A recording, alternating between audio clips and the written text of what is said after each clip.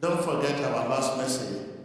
What you do to your neighbor, yeah, you will use your mouth to finish it. What you do to your neighbor, you do to God. So what you are doing to us is not fear. You don't give us any breathing space. I was passing around 2 a.m., 3 a.m. in the morning, and I was seeing people hanging.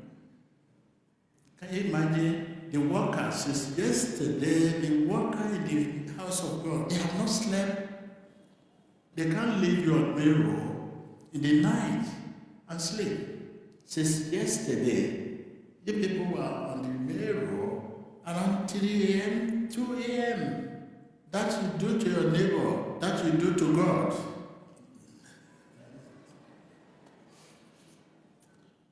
You remember last meeting, it was air conditioned throughout.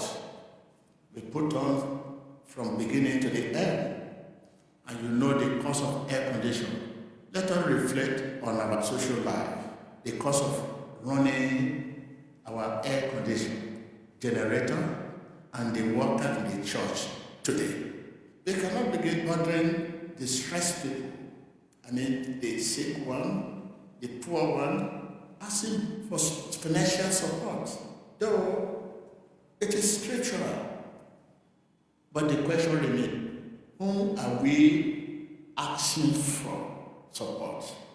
The distressed, the sick, the poor. When you are delivered, your thank you is a blessing from God.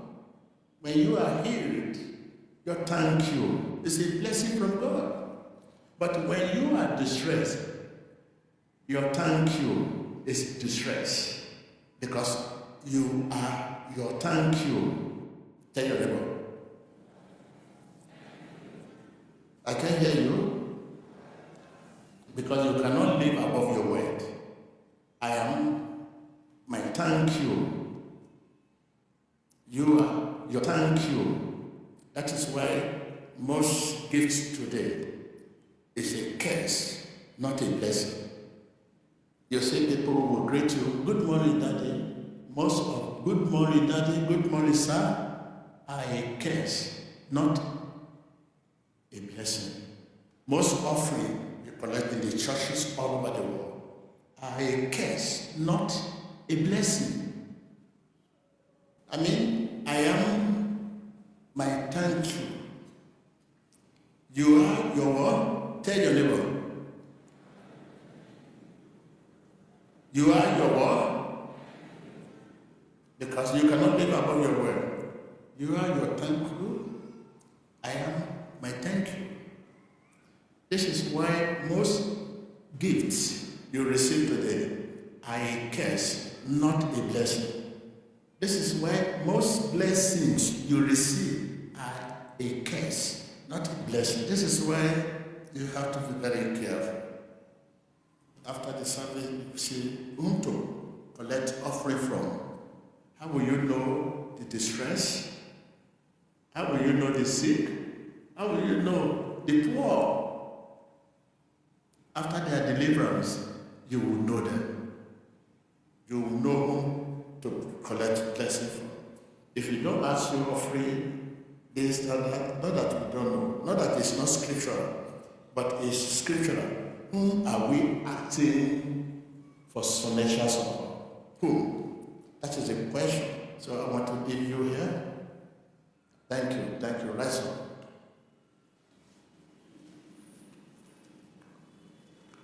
Question again.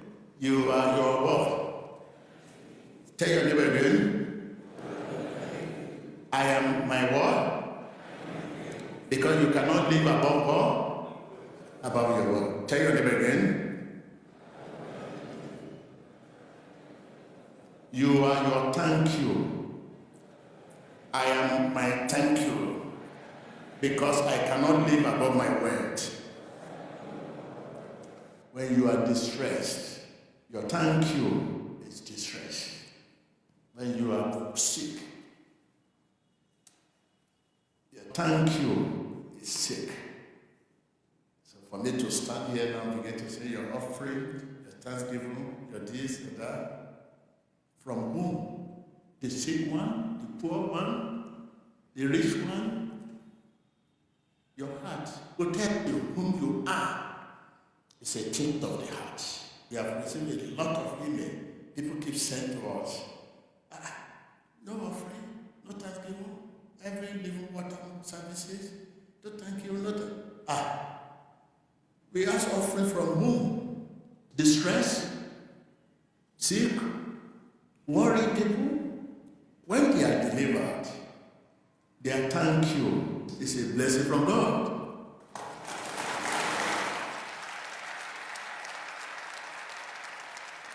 And then the lady asks you, what's the problem? You say you have cancer, and you move to the mountain. By the time you get to the mountain, you get relief. You say, I'm here. Not that immediate, because that immediate you cannot have anything. You're just happy, but by the time you get home, you begin to say, oh my God, I need to support the ministry.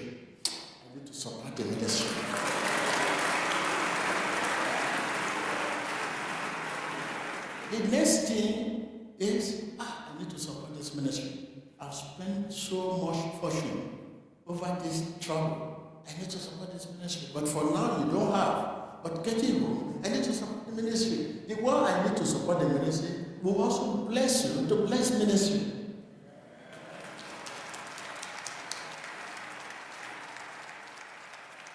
Take note again, if you don't ask you offering or thanksgiving or whatever, you're expecting us to ask as normal thing. It's scriptural to ask, but whom are we asking? Is it distress? Poor one? You see many people, they look beautiful, built and so. If you go deep to their life, you will know they borrow money to be here today.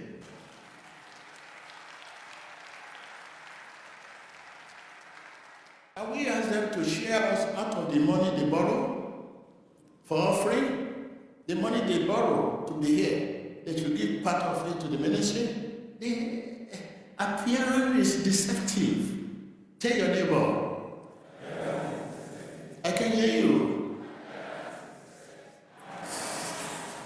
Appearance is deceptive. You see people with beautiful gowns, you see them, their appearance, oh my God. By the time you go deep, you know, many of what they put on are borrowed.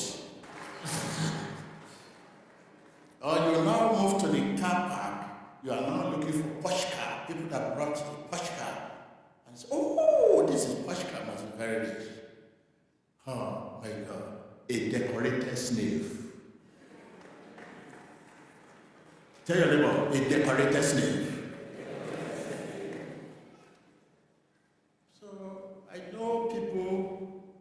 Beyond appearance. Say, I know people beyond appearance. Tell your neighbor again.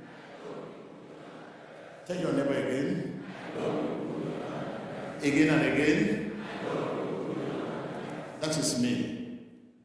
Sometimes when you greet me when I'm moving around, you say, good morning, sir. I will look at your heart. Your heart does not say good morning. Some will say, Imane, sir. I will look around. I will look at your heart. Your heart did not say Imane, sir. So this is what I'm saying. Most great things today are not what? Are not blessing, but a curse. Tell your neighbor.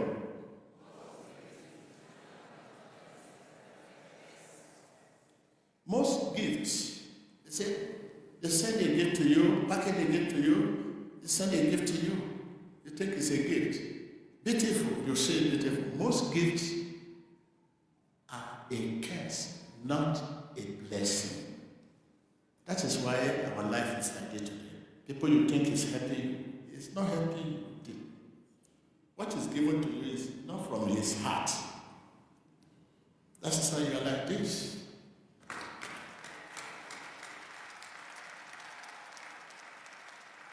That is why you are what you are. Look at the utterances and all of that. I remember the political party in our